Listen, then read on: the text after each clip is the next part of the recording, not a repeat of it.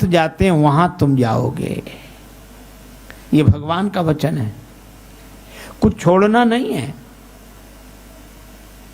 रामचरितमानस में कथा है केवट की। केवट नाव चलाता है, नाव गंगा जी में चलाता है, पर नाव की विशेषता यह है कि नाव तो जल में रहती है पर जल नाव में नहीं आता है, तभी वह दूसरों को पार उतार पाता है केवट। और हमें भी लगता है कि उस नाव से वह परिवार का पालन करता है। आप अपने परिवार में जो धंधा करें वह करते हुए भगवान का स्मरण करें, ठीक वैसे ही जैसे नाव बाहर से गंगा जी में डूबी रहती है और भीतर से बिल्कुल खाली रहती है, इसी तरह हम बाहर से संसार में डूबे रहें और भीतर से खाली रहें, भगवान को पुकारते रहें, तो हमें भगवान के पास नहीं जाना पड़ेगा। एक दिन भगवान हमारे घाट पर आ जाएंगे, हमारे पास आ जाएंगे।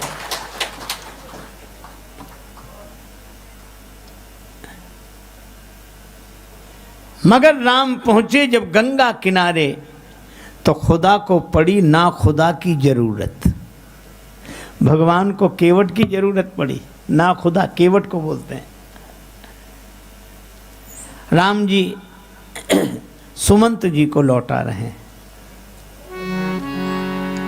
तुलसीदास जी कहते हैं बरवस राम सुमंत पठाए, बरवस राम सुमंत पठाए, सुरसरी तीर आप तब आए, सुरसरी तीर आप तब आए, सुरसरी तीर आप तब आए। भगवान गंगा जी किनारे आए और भगवान ने आकर केवट से नाव मांगी। तुलसीदास जी कहते हैं मांगी नाव मांगी नाव मांगी नाव।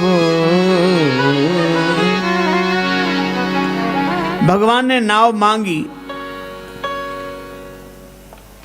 निखादराज साथ में हैं, राम जी के मित्र हैं, वो अगर आज्ञा कर देते एक क्या 10 नावें आकर खड़ी हो जाती, पर भगवान ने कहा कि मित्र तुम आज्ञा मत देना, मैं नाव मांगूंगा।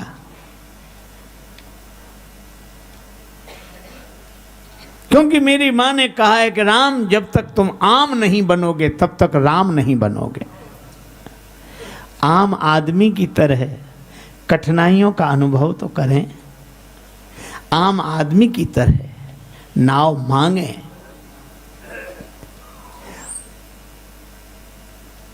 इतनी नम्रता तो हम लोगों में भी नहीं है। कोई रिक्शा दिख गया तो हम रिक्शा मांगते नहीं हैं, आवाज ए रिक्शा, जैसे उसका नाम रिक्शा ही हो। एक आदमी ने तो हद कर दी, रिक्शे वाले से बोला रिक्शा, हाँ साहब। रेल स्टेशन जाओगे? बोले हाँ जाएंगे। तो बोले जाओ।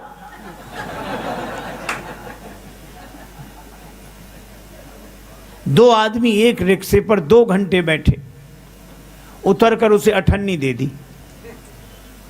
रिक्शे वाले ने हाथ जोड़कर कहा कि भैया ये तो कम है।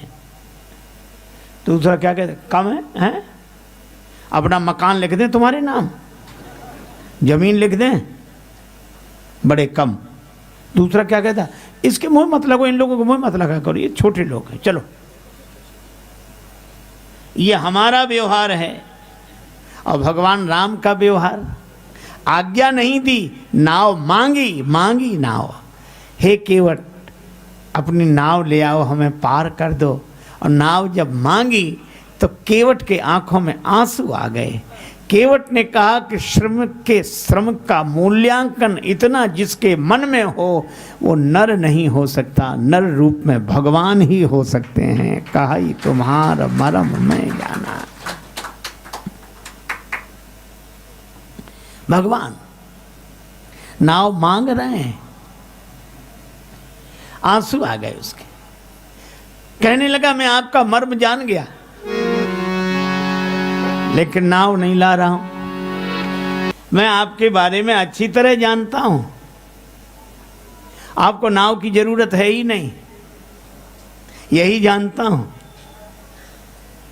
नाम अजामिल से खलकोट अपार नदी भव बूढ़त काढ़े। हे प्रभु, आपका नाम तो भवसागर से पार कर देता है पापियों को। गंगा जी पार करने के लिए आपको नाव की कोई जरूरत नहीं है, मैं जानता हूं।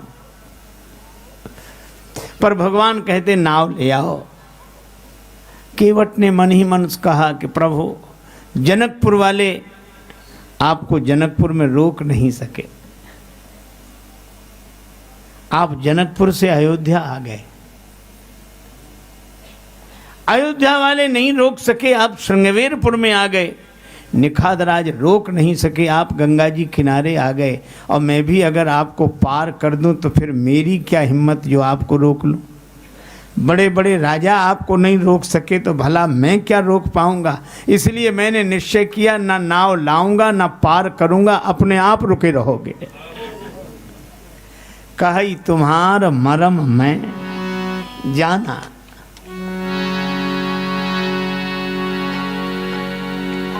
हाँ बोला, हम आपके बारे में अच्छी तरह जानते हैं, हम नहीं लाएंगे नाव।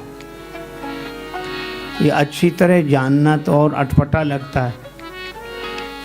एक अध्यापक ने अपने विद्यार्थी से कहा कि तुम्हारे पिता हमसे 5,000 रुपये उधार लें 3 रुपये प्रति सैकड़ा ब्याज की दर से, तो 6 महीने बाद कितना लौटाएंगे, हिसाब लगा के बताओ। विद्यार्थी बोला, सर 1 नया पैसा नहीं।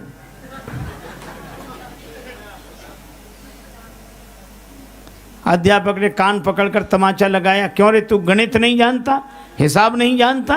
विद्यार्थी बोला, सर मैं तो हिसाब जानता हूं, पर आप मेरे पिता को नहीं जानते। उसने जिसका लिया है दिया है आज तक, जो तुम्हारा ही देगा। केवट कहता, मैं अच्छी तरह जानता हूं, नाव नहीं लाऊंगा। भगवान राम ने लक्ष्मण जी से कहा कि लक्ष्मण, ऐसा विचित्र भक्त देखा जिसे मैं बुलाऊं ना आवे, जिसे मैं बुलाऊं ना आवे, ऐसा भक्त देखा। लक्ष्मण जी बोले, आपके जितने भक्त होते हैं ऐसे होते हैं, जो आपका कहना ना माने वही आपके भक्त। स्वभाव इतना सरल है। भगवान ने कहा यही विचित्र भक्त है, दूसरा कौन है? लक्ष्मण जी ने कहा, एक है सुमंत जी जो रथ में बैठे हैं, एक है केवट जो नाव में बैठा है। सुमंत जी से आपने कहा कि रथ लेकर अयोध्या जाओ, और केवट से कहा कि नाव लेकर आओ। तो एक को भेजते हो सो वो जाता नहीं है, दूसरे को बुलाते हो सो आता नहीं है। ना ये कहना माने ना वो कहना माने। लक्ष्मण जी के इस विनोद पर श्री जानकी जी भी मुस्कुरा गईं।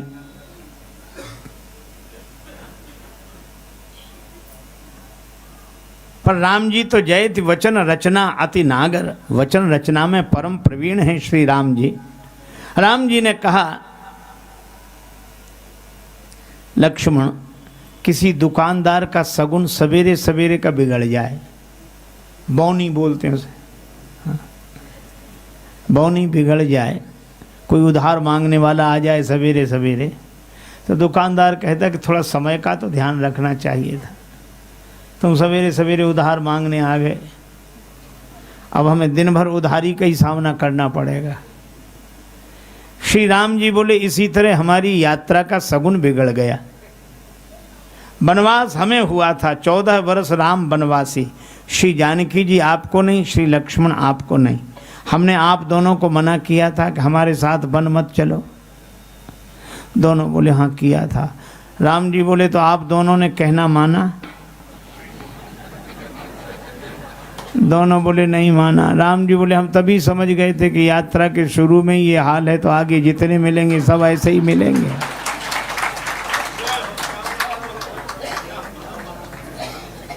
आगे जितने मिलेंगे सब ऐसे ही मिलेंगे जो कहना ना माने। पर एक बात है, आप लोगों ने हमारा कहना नहीं माना, क्यों? आप हमारे प्रेमी हो, और केवट अगर कहना नहीं मान रहा है तो ये भी प्रेमी ही होगा, प्रेमी होगा। लक्ष्मण जी बोले इसमें प्रेम तो दिख नहीं रहा है। राम जी ने कहा केवट के जीवन में प्रेम का दर्शन है, प्रेम का प्रदर्शन नहीं। ठीक है प्रभु, आप ही बात करो इससे। तो भगवान कह रहे हैं क्यों नहीं ला रहे हो नाव? केवट कहता है डर लगता है। किस बात का? चरण कमल रज कहाँ सब कहीं,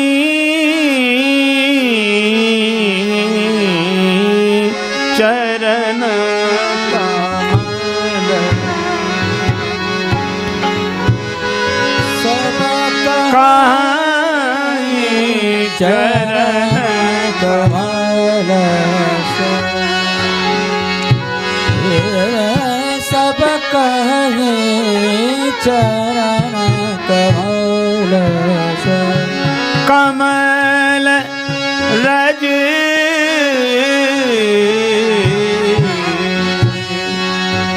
रज कहाँ सब कहीं, चरण रज कहाँ सब कहे चरण कमल रज मानुष करनि मूरि कछुआई, चरण चरण चरण कमल। आपके चरण कमलों की धूल में मनुष्य बना देने की शक्ति है। प्रमाण? केवट बोला छुअत शिला भई नारी सुहाई। आपने शिला को चरण छुला दिए, वो नारी बनकर प्रकट हो गई, आकाश में उड़ गई।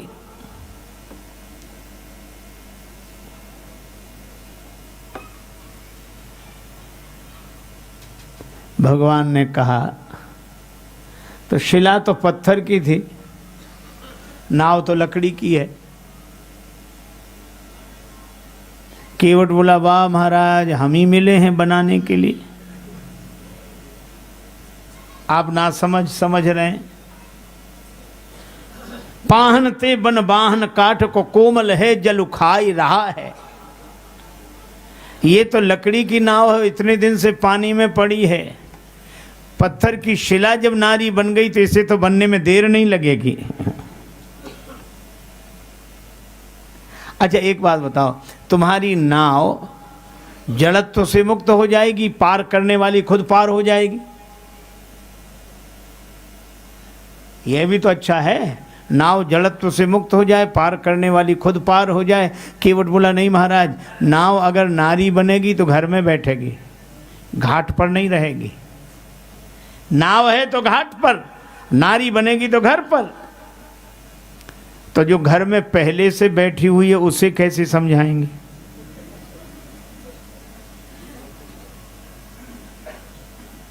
घर नहीं, घर क्यों समझाई हो जू? नाव नारी बनेगी यहाँ, और पत्नी ने देखा नहीं, वो मानेगी नहीं। वो तो कहेगी कि नाव बेचकर दूसरा विवाह करके लाए हो। तो मैं पत्नी को समझाऊंगा कैसे? घर नहीं, घर क्यों समझाई हो जू? लक्ष्मण जी ने कहा हद कर दी, भगवान को समझा रहे हो और पत्नी को नहीं समझा पाओगे। भगवान को समझा रहे हो, पत्नी को नहीं समझा पाओगे। केवट ने कहा कि महाराज अपना अपना अनुभव है, भगवान को समझाना आसान है, पत्नी को समझाना कठिन है। राम जी खिलखिलाकर हंस पड़े। अच्छा क्या चाहते हो? तरेनु मुनि घरनी हो जाई, बाट परई मोरी नाव उड़ाई। इसलिए मैं तो एक ही बात सोचता हूँ, इस चरण धोने वाली रज, मुक्त कर देने वाली रज को धो लूं। रज, रजोगुण, रज माने रजोगुण, और रजोगुण से कामना, ये मुक्त कर देने वाली कामना की भावना को ही धो डालूं। काहे से धोगे? गंगा जल से। और गंगा जी क्या है? राम भक्ति जहाँ सुरसरी धारा, तो गंगा जल भक्ति का भाव, का भक्ति के भाव से मुक्त करने वाली रज को धो ही डालूंगा। मुझे मुक्ति नहीं चाहिए, मुझे ऐसी मुक्ति नहीं चाहिए, बुद्धि इतनी चैतन्य नहीं चाहिए ताकि भक्ति का घाट छूट जाए। मुझे भक्ति चाहिए, भक्ति।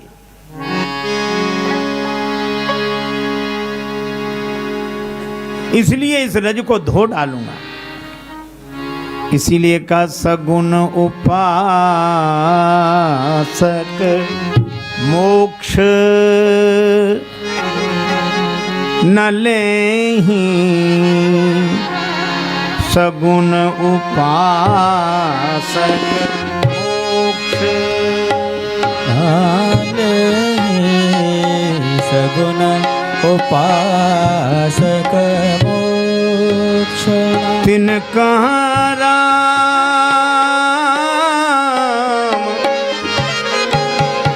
भगति निज देहि हो राम, सगुण उपासक सुना ले, सगुण उपासक मोक्ष ले, सगुण उपासक मोक्ष सगुण उपासक मोक्ष मोक्ष न लेहि, सगुण उपासक मोक्ष उपासक मुक्त उपासक। हमें मुक्ति भी नहीं चाहिए, हमें तो भक्ति चाहिए। भगवान ने कहा अगर मुक्त नहीं होगे तो ये तुम्हारी नाव का आना जाना मिटेगा नहीं, इधर से उधर उधर से उधर। केवट बोला हम कब चाहते हैं कि आवागमन मिटे? क्यों? आवागमन इसलिए अच्छा है कि आवागमन के मार्ग में ही तो आप मिले हो। श्री कबीरदास जी जब विदा होने लगे धरती से, आंखों में आंसू आ गए। बाबा आप तो कहते हैं ज्यों की त्यों धर दीनी चदरिया, आंख में आंसू क्यों? कबीर बाबा कहते हैं राम बुलावा भेजिया,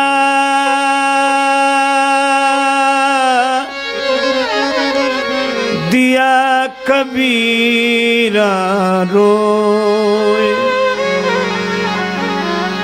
जो सुख साधुन संग में, सो बैकुंठ न हो। मान लो मुक्ति हुई तो घर परिवार संसार तो छूटेगा, पर बोलो वृंदावन भी छूटेगा कि नहीं? बिहारी जी छूटेंगे, वृंदावन छूटेगा, हाँ? अयोध्या छूटेगी, चित्रकूट छूटेगा, जनकपुर छूटेगा। इसलिए भक्त कभी मुक्ति नहीं चाहता।